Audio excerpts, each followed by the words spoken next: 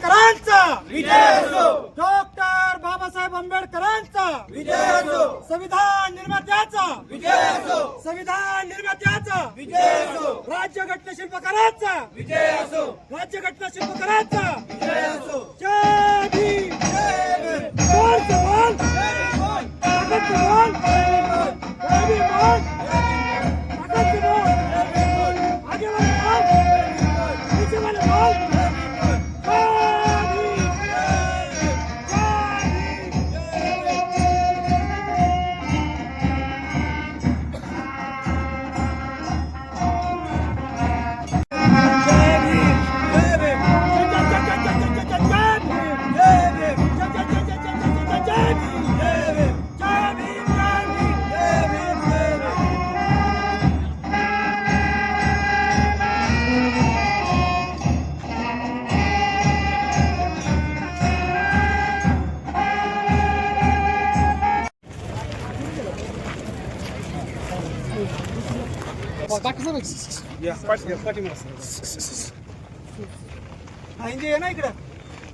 Doctor Babasaheb आंबेडकरांचा विजय असो, doctor Babasaheb आंबेडकरांचा विजय असो, राज्यघटना शिल्पकारांचा विजय असो, राज्यघटना शिल्पकारांचा विजय असो, संविधान निर्मात्याचा विजय असो, संविधान निर्मात्याचा विजय असो, डॉक्टर बाबासाहेब आंबेडकरांचा विजय असो। जय जय जय जय जय भीम, जय भीम, जय भीम, ताकत से बोल, जय भीम, मौत से बोल, जय भीम, भारत माता की जय, वंदे मातरम।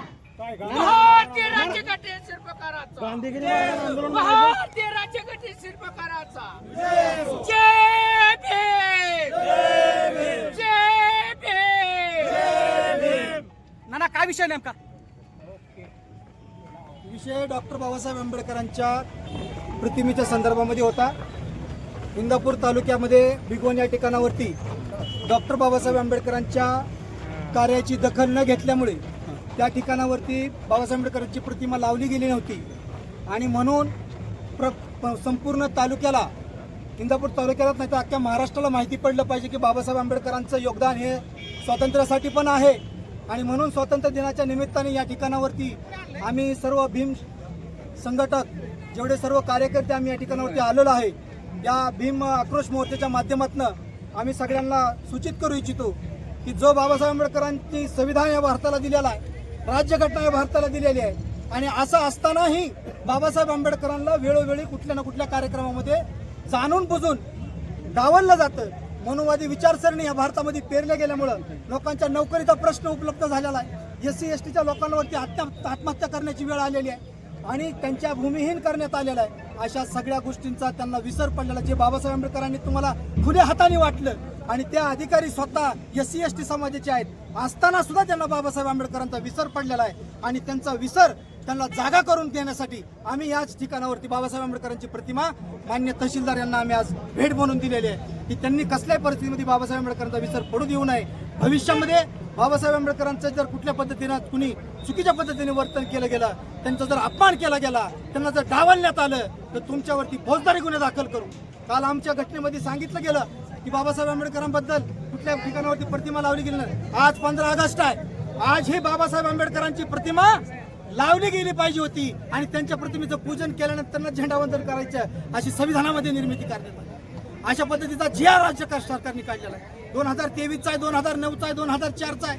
या सर्व GRचा विचारपात केला तर कर्नाटक सरकारने त्यांच्या हायकोर्टाने त्या पद्धतीचे गाईडलाईन दिलेले आहेत, चेन्नई हायकोर्टाने त्या पद्धतीचे गाईडलाईन दिलेले आहेत, कर्नाटक हायकोर्टाने त्या पद्धतीचे गाईडलाईन दिलेले आहेत, सुप्रीम कोर्टाने त्याच्या पद्धतीचे गाईडलाईन दिलेले आहेत आणि सामाजिक न्याय विभाग, मुंबई सरकार यांच्या माध्यमातून अशा पद्धतीचे गाईडलाईन आले असताना विशेष करून बाबासाहेब आंबेडकरांना वेळोवेळी डावलं जाते आणि बाबासाहेबांचा अपमान हा आम्ही सहन करून घेणार नाही। आमच्यावरती जो अन्याय होतो ते बाबासाहेब आंबेडकरांच्या संघट आज अभिजित दिपके सारख्या माणसाचा आज जे काही गोष्टी घडल्या ते फक्त बाबासाहेबांचं यश आहे आणि बाबासाहेबांमुळे ते आज देवेंद्र प्रधान साहेबांना आज राजीनामा द्यावा लागला, याचं एवढंच कारण आहे। आणि म्हणून आमची प्रखरतेने मागणी आहे की डॉक्टर बाबासाहेब आंबेडकरांची प्रतिमा सर्व शासकीय कार्यक्रमामध्ये लावलीच गेली पाहिजे आणि त्या पद्धतीचा कायदा घटनेमध्ये आला पाहिजे आणि तो ज्या राज्य शासनाने आणि केंद्र शासनाने काढला पाहिजे। त्या सर्व शासकीय कार्यालयांमध्ये सुद्धा बाबासाहेब आंबेडकरांची प्रतिमा लावली जात नाही। का लावली जात नाही? एक 4-5 खाती जर सोडली तर कुठेही बाबासाहेब आंबेडकरांची प्रतिमा लावली जात नाही आणि उर्वरित सर्व क्षेत्रामध्ये बाबासाहेब आंबेडकरची प्रतिमा डावलण्याचं काम म्हणजे मनुवादी विचार हा राष्ट्रामध्ये पेरला जातोय आणि तो मनुवादी विचार आम्हाला कसल्याच परिस्थितीत मान्य नाही. कारण सर्व महापुरुषांपेक्षा कुठल्याही महापुरुषाला मला कमी लेखायचं नाही, पण बाबासाहेब आंबेडकरांचं जे काम आहे ते पूर्व आणि पश्चिम आहे, दक्षिण आणि उत्तर आहे. 28 देशांनी जसंच्या तसं बाबासाहेब आंबेडकरांचं संविधान मान्य केलेलं आहे. ही त्यांची ख्याती आहे, म्हणून त्यांना विश्वरत्न म्हणतात. हे गोष्टी समाजाने समजून घेतली पाहिजे. आणि आज त्यांना विश्वरत्न पुरस्कार भेटलेला असताना, भारतरत्न पुरस्कार भेटलेला असताना त्या व्यक्तीला जाणून बुजून डावलं जातंय. एवढी मोठी उद्देशिका आम्ही आज त्यांना भेट देतोय, एवढा मोठा आज आम्ही त्यांना प्रतिमा भेट देतोय.